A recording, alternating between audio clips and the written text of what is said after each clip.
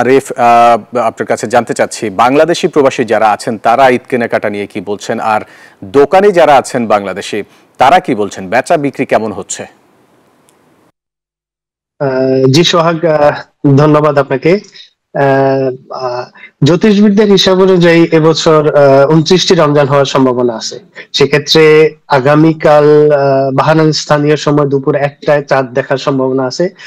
তো সেক্ষেত্রে আগামী রবিবার মধ্যপ্রাচ্য দেশগুলোতে ঈদ উদযাপন শুরু হবে।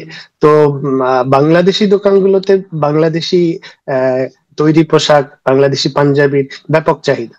আহ, আমি বিভিন্ন দোকানিদের সাথে কথা বলে যেটা জানতে পারলাম, তারা জানিয়েছেন যে আহ, দিনের বেলায় বেচাকেনা তেমন কম থাকে, বাট মধ্য সন্ধ্যা থেকে মধ্যরাত পর্যন্ত প্রচুর বেচাকেনা থাকে।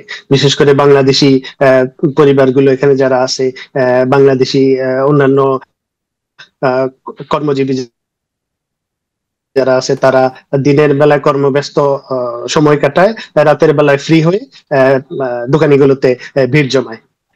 আর আমি আরো যেটা জানতে পারলাম, যে বাংলাদেশ থেকে সরাসরি পোশাক বাহিরেই তো এখনো পর্যন্ত। তো সেক্ষেত্রে তারা তারা জানিয়েছেন যে যদি সরাসরি বাংলাদেশ থেকে তৈরি পোশাক বাহরাইনের বাজারগুলোতে নিয়ে আসা যায়, সেক্ষেত্রে রেমিটেন্স প্রবাহ হবে, অনেক বাংলাদেশে অনেক কর্মসংস্থান তৈরি হবে। ধন্যবাদ সোহাগ। এটা ছিল আমার কাছে আজকের মতো বাহরাইন থেকে। এই ঈদে জামা জুতো অ্যাক্সেসরিজের ডিসকাউন্ট।